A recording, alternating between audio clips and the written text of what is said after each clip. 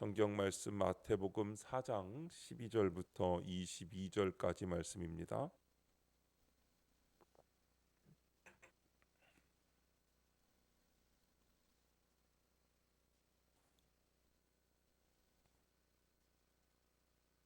우리 다 함께 한 목소리로 하나님의 말씀을 읽겠습니다. 예수께서 요한이 잡혔음을 들으시고 갈릴리로 물러가셨다가 나사렛을 떠나 스불론과 납달리 지경 해변에 있는 가버나움에 가서 사시니 이는 선지자 이사야를 통하여 하신 말씀을 이루려 하심이라. 일러스되 스불론 땅과 납달리 땅과 요단강 저편 해변길과 이방의 갈릴리여, 흑암에 앉은 백성이 큰 빛을 보았고 사망의 땅과 그늘에 앉은 자들에게 빛이 빛이었도다 하였느니라. 이때부터 예수께서 비로소 전파하여 이르시되 회개하라, 천국이 가까이 왔느니라 하시더라. 갈릴리 해변에 다니시다가 두 형제 곧 베드로라 하는 시몬과 그의 형제 안드레가 바다에 금을 던지는 것을 보시니 그들은 어부라. 말씀하시되 나를 따라오라, 내가 너희를 사람을 낚는 어부가 되게 하리라 하시니 그들이 곧 그물을 버려두고 예수를 따르니라. 거기서 더 가시다가 다른 두 형제 곧 세베대의 아들 야고보와 그의 형제 요한이 그의 아버지 세베대와 함께 배에서 금을 깁는 것을 보시고 부르시니 그들이 곧 배와 아버지를 버려두고 예수를 따르니라. 아멘. 주님이 부르시는 의미라는 제목으로 말씀의 은혜를 함께 나누겠습니다. 여러분, 노벨 평화상을 아실 겁니다. 노벨 평화상은 역사상 두 명의 여성 수상자가 있습니다. 제임스 애덤스라고 하는 여인과 캘커타의 테레사 수녀입니다. 이 제임스 애덤스라고 하는 여인은 시카고 빈민가에서 일하던 사람이었습니다. 노벨 평화상을 받았을 때 기자들에게 한 인터뷰가 있습니다. 이렇게 말합니다. 내가 빈민가에 온 것은 내 의지가 아니고 하나님이 보내셨기 때문에 여기에 왔습니다 라고 했습니다. 캘커타 빈민가에서 일생을 보낸 테레사 수녀도 하나님이 나를 보내주셨기 때문에 나는 주님의 말에 순종하기 위해서 이 자리에 왔습니다 라고 말을 했습니다. 이 두 사람의 공통점은 자신의 안일과 자신의 평안, 자신의 출세보다 하나님께서 불렀을 때 모든 것을 버려두고 그 부름에 응답했다는 것입니다. 그런데 오늘 우리는 성경에서 이 제임스 애덤스나 캘커타의 테레사 수녀처럼 주님의 부르심에 즉각적으로 응답하여 모든 것을 버려두고 주님을 따라갔던 네 사람을 볼 수가 있습니다. 그들은 갈릴리 바다라고 불리는 큰 호수에서 고기를 잡던 어부들이었습니다. 예수님은 하나님의 일을 시작한 바로 초창기에 이곳을 지나가시다 그 네 사람을 제자로 부르셨습니다. 본문 19절 말씀에 보니까 나를 따라오라, 내가 너희를 사람을 낚는 어부가 되게 하리라 했습니다. 그러자 그들은 그들 그물과 배와 가족 모두를 버려두고 곧 예수님을 따라갔다고 합니다. 이 사건이 예수님께서 최초로 예수님의 제자들을 부르시는 사건이었으며 기독교 역사상 뒤따르는 모든 그리스도인들에게 예수님께 부름을 받는다는 것이 어떤 의미인지를 가르쳐주는 귀한 교훈의 말씀이 되었습니다. 고로 오늘 본문 말씀을 통해 우리를 향한 예수님의 부르심의 의미가 무엇인지 생각해 보려고 합니다. 첫 번째로 모든 것을 포기하라는 요구가 주님의 부르심에 있습니다. 본문 20절 말씀에 베드로와 안드레에 대해 곧 그물을 버려두고 예수를 따르니라 했고, 세베대의 아들 야고보와 요한에 대해서도 22절을 보니까 그들이 곧 배와 아버지를 버려두고 예수를 따르니라고 했습니다. 평생을 바다에서 고기 잡는 어부로 살았던 그들에게 그물과 배는 귀중한 재산 이상의 가치가 있습니다.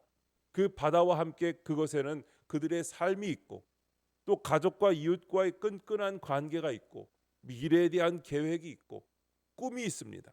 또한 축적되어진 경험과 그 속에서 배어난 삶의 지혜가 있고 때로 아픔과 슬픔도 있지만 그 안에는 커다란 행복도 있었습니다. 그물과 배 그리고 그 바다는 그들의 삶이고 그들의 생명이나 다름이 없는 것입니다.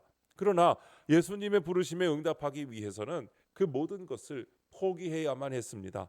예수님의 부르심과 함께 그 모든 것에 대한 포기를 요구받은 것입니다. 포기하지 않고서는 예수님을 따를 수가 없기 때문입니다. 그런데 그들은 그 모든 것을 포기했습니다. 다 버렸습니다. 모든 주머니를 탁탁 털어서 마지막 판의 모든 것을 한 곳에 거는 도박꾼처럼 그들은 그 모든 것을 다 예수님께 걸었던 것이죠. 여러분, 사실 사람은 포기할 때 가장 아름답습니다. 자신의 생각, 자신의 고집, 자신의 소유, 자신의 즐거움, 자신의 삶 등을 포기할 때 아름다워지는 것을 우리가 깨달아야 합니다. 그리고 그것은 오히려 더 풍요로워지는 것을 알 수가 있습니다. 그것은 자신만이 아니라 모두가 다 풍요로워지고 기뻐하게 됩니다. 언젠가 팔순의 장경자라고 하는 할머니가 전 재산 1억을 불우한 학생들을 위해 써달라고 한국 외국어대학교에 기부한 적이 있습니다. 그 할머니는 19살에 결혼을 했는데 결혼한 지 1년 만에 남편이 폐병으로 죽어서 자식도 없이 홀로 가난하게 평생을 사셨습니다. 배우지도 못한 할머니는 젊었을 때 폐품을 수집해서 연명해 나갔고 늙으신 후에는 생활보호 대상자로 지정되어서 동사무소에서 나오는 보조금으로 근근히 사셨습니다. 이제 연세가 80인데 암투병 중에 계셨습니다. 그런데 그 할머니가 평생 폐품을 모아서 마련한 전 재산 1억 원을 불우한 학생을 위해 써달라고 외국어 대학교에 기증을 한 것이죠. 이 아름다운 소식을 듣고 찾아온 기자에게 홀로 단칸방을 지키며 사는 할머니는 주름진 얼굴에 환한 얼굴을 하면서 이렇게 말했다고 합니다. 이제 병원비도 없어 했답니다. 여러분, 이 얼마나 아름다운 이야기입니까? 사람이 누군가를 위해 자신의 것을 포기한다는 건 정말 아름다운 일입니다. 그런데 포기라는 말과 반대되는 개념이 집착입니다. 어느 심리학자는 사람이 버릴 것을 버리지 못하고 집착할 때에 추해진다고 했습니다. 여러분, 예수님을 믿는다고 말하는 것은 곧 자신의 것에 대한 집착이 아니라 포기 선언인 것을 우리가 알아야 합니다. 성경을 보니까 누가복음 14장 33절에 이와 같이 너희 중에 누구든지 자기의 모든 소유를 버리지 아니하면 능히 내 제자가 되지 못하리라 했습니다. 여러분께 여쭤보겠습니다. 여러분은 얼마나 포기하셨습니까? 얼마나 버리셨습니까? 아니면 아직도 얼마나 집착하고 사십니까? 예수님의 부르심은 모든 것을 포기할 것에 대한 요구입니다. 사람들은 때로 많은 것을 포기하고도 아주 적은 것을 포기하지 못하고 남겨둠으로 하나님이 부어주시는 커다란 축복을 받지 못할 경우가 종종 있습니다. 좀 낙후된 지역들을 재개발하여 아주 멋진 아파트들이 들어서는 일이 너무나도 흔해졌습니다. 가끔씩 아파트가 들어설 때 이런 일들이 벌어집니다. 조합이 결성되고 계약이 체결되어서 큰 건설 회사가 공사를 맡게 되었고 모든 설계도도 완벽하게 준비가 되었습니다. 모든 집들도 멋진 아파트라는 자기 집에 대한 꿈을 안고 저마다 2, 3년 동안의 고통을 오히려 기쁨으로 감수하며 이사를 나갑니다. 그리고 이사 나가자마자 커다란 중장비들이 와서 낡은 집들을 부숴버리고 모든 건축물 쓰레기들은 덤프트럭에 실려가지고 어디론가 사라져버립니다. 그리고 이제 아파트를 세우기 좋게 넓은 공터로 남아 있습니다. 그런데 몇 달이 가는데도 공사를 시작을 못하는 겁니다. 땅과 시설 장비, 소요 경비, 일할 일꾼, 건축 허가도 다 나와 있고 모든 준비가 다 되었는데 세월이 지나도 공사를 못합니다. 나중에 그 이유를 알고 보니까 그 넓은 땅 중간에 다 쓰러져가는 작은 집 하나가 있었기 때문입니다. 그 작은 집이 무슨 이유에서인지 모르지만 재개발에 동의를 하지 않아서 헐어낼 수가 없었고 그로 인해 모든 것이 준비가 되어 있음에도 불구하고 그 엄청난 아파트 공사가 이루어지지 못하고 있었던 것입니다. 자, 여러분, 이 얘기를 왜 드리냐면 우리가 하나님 앞에 모든 것을 다 포기했다 할지라도 아주 작은 것 한두 가지 포기하지 못하고 집착한 것이 있다면 그것으로 인해서 우리를 향한 하나님의 놀라운 계획이 지연될 수 있다는 것을 우리가 알아야 되겠습니다. 두 번째로 예수님의 부르심에는 사명이 있습니다. 포기라는 것이 비우는 것을 의미한다면 사명은 채우는 것을 의미합니다. 포기라는 것이 낡은 옷을 벗는 것이라면 사명은 새 옷을 입는 것입니다. 낡은 옷을 벗고만 있을 수는 없습니다. 벗기만 한다면 차라리 낡은 옷이라도 입고 있는 것이 나을지도 모릅니다. 그러므로 자신의 모든 것을 포기함으로 자신을 비운 그리스도인은 단연코 예수님이 주신 사명으로 채우고 새 옷을 입어야 하는 것입니다. 우리가 읽은 본문의 말씀 19절을 보면 예수님께서는 나를 따라오라, 내가 너희를 사람을 낚는 어부가 되게 하리라 하셨습니다. 사람을 낚는 어부, 그것이 곧 예수님의 부르심에 응답한 베드로와 안드레 그리고 야고보와 요한에게 새롭게 주어진 사명입니다. 그리고 이것은 예수님께 부름을 받은 모든 그리스도인들에게 주어진 사명이기도 합니다. 이것은 그리스도인이 존재하는 이유이기도 합니다. 그리스도인의 가치가, 그리스도인됨의 의미가, 그리스도인 되게 하신 하나님의 목적이 바로 사람을 낚는 어부라는 바로 이 사명에 있다는 것을 우리가 깨달아야 되겠습니다. 사람들의 삶은 그 사람이 맡은 사명의 헌신도에 의해 평가되어집니다. 여러분, 선생님으로서의 사명에 충실했느냐가 평가의 기준이지, 선생님이 운동을 잘하는지 돈을 많이 벌었는지가 평가의 기준은 아닐 것입니다. 정치가는 백성을 사랑하는 마음으로 얼마나 충실하게 정치했느냐가 평가의 기준이지, 얼마나 많은 학위를 가지고 있는지, 얼마나 말을 잘하는지가 평가의 기준은 아닐 것입니다. 그렇다면 여러분, 그리스도인의 평가 기준은 무엇이겠습니까? 여러분, 주님이 다시 오시는 날, 주님께서 말씀하신 마지막 때에 그 무섭고도 엄정한 심판이 있을 때 주님은 무엇으로 우리를 평가하시겠습니까? 재물입니까? 아닙니다. 권세도 아닙니다. 학위도 아닙니다. 세상에서의 성공도 결코 아닙니다. 무엇입니까? 오직 한 가지, 그리스도인으로서의 충실한 삶을 살았느냐 하는 것을 여러분 평가하는 것을 여러분 아셔야 됩니다. 그리스도인으로서의 사명을 다했느냐입니다. 얼마만큼 사명을 위해 충실했냐입니다. 그것이 우리의 본분이고 사명이기 때문입니다. 오늘도 예수님은 부름을 받은 모든 그리스도인들에게 이렇게 말씀하십니다. 나를 따라오라, 내가 너희를 사람을 낚는 어부가 되게 하리라. 마태복음 28장에는 이렇게 말씀합니다. 같이 읽겠습니다. 시작.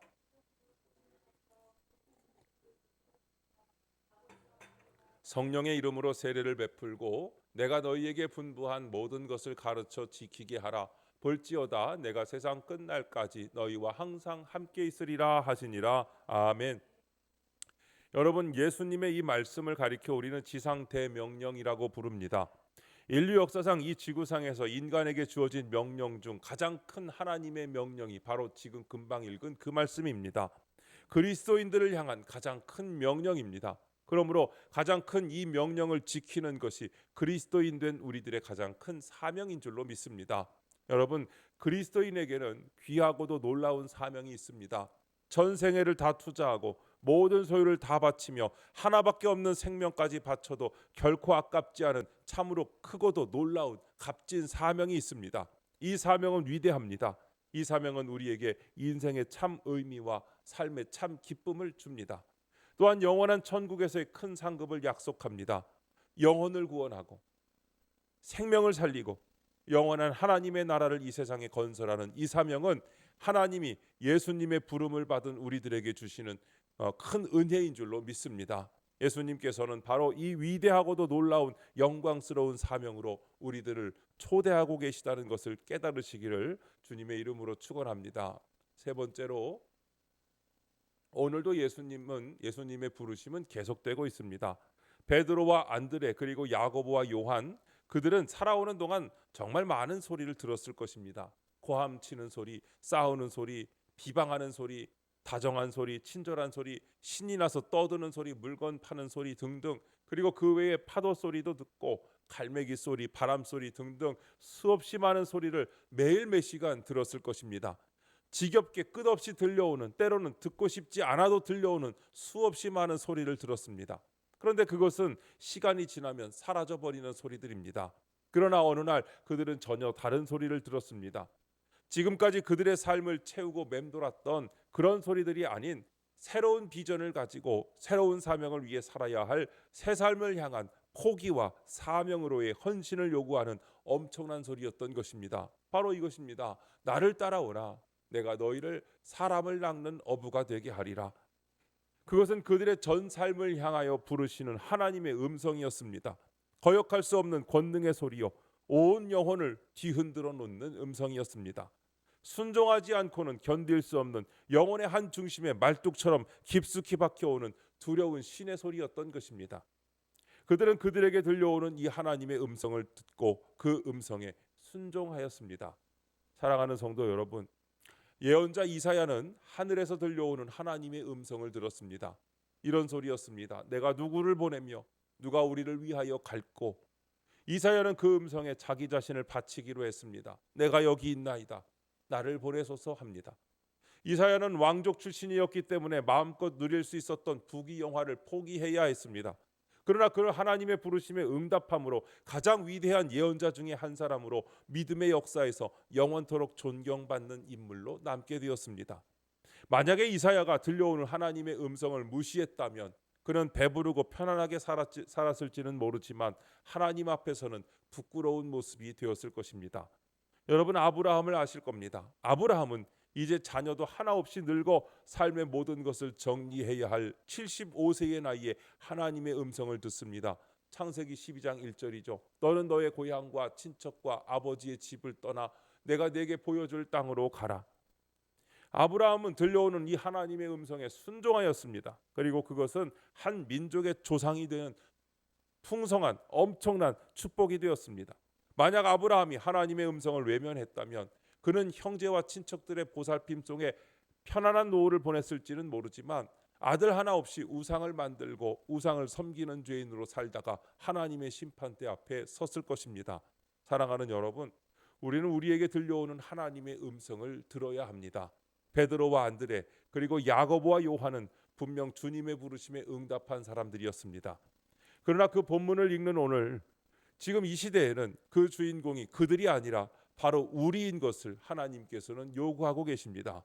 오늘의 본문은 오늘의 우리가 주인공이 될 것을 요구하시는 하나님의 말씀인 것을 여러분 아셔야 합니다. 베드로와 안드레 그리고 야고보와 요한은 분명 예수님의 부름에 모든 것을 포기하고 응답한 주인공이었지만 그들은 지나간 2000년 그 2000년 전 예수님이 주신 그 사명을 충실하게 감당하고 이제는 하늘나라에 가 있는 과거의 주인공들입니다. 예수님은 지금 이 시대를 위하여 주님의 부르심을 듣고 순종할 주인공들을 필요로 하십니다. 그리고 그리스도인은 바로 그 주님의 부르심을 들은 주인공들입니다. 주님은 오늘도 우리에게 말씀하십니다. 본문 19절 말씀, 나를 따라오라. 내가 너희를 사람을 낚는 어부가 되게 하리라.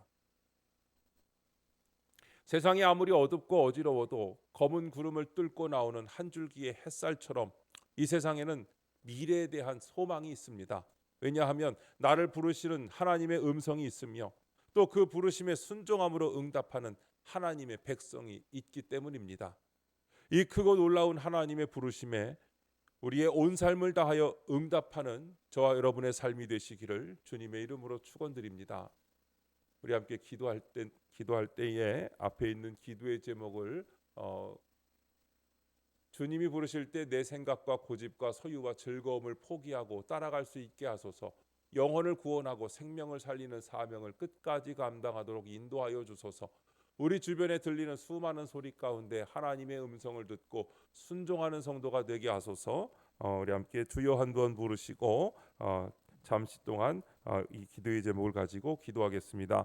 주여 하나님 아버지 감사합니다. 수요일 저녁 주님 앞에 주님의 귀한 백성들을 불러주시고 아버지 하나님의 말씀을 함께 읽고 그 말씀 속에서 주시는 하나님의 은혜의 말씀을 듣게 하신 것을 감사합니다. 주님이 부르실 때 그물을 버려두고 따라갔던 제자들처럼 우리도 주님이 부르실 때 내 생각과 고집과 소유와 즐거움을 포기하고 따라갈 수 있게 하여 주시옵소서. 내가 끝까지 포기하지 못한 작은 한두 가지 때문에 하나님의 계획이 지연될 수 있다는 것을 알게 하여 주시옵소서. 예수님이 제자들을 너희를 사람을 낚는 어부가 되게 하신 것처럼 우리에게도 주신 영혼 구원의 사명을 온전히 감당하게 하여 주시옵소서.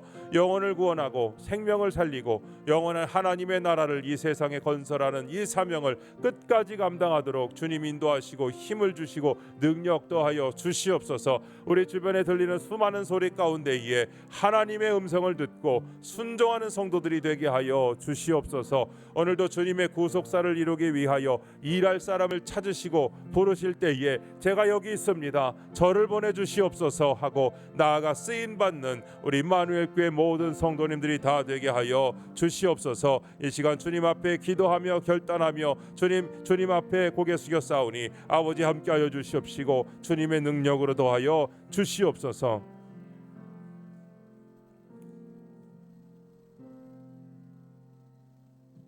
예수님의 이름으로 기도드립니다. 아멘.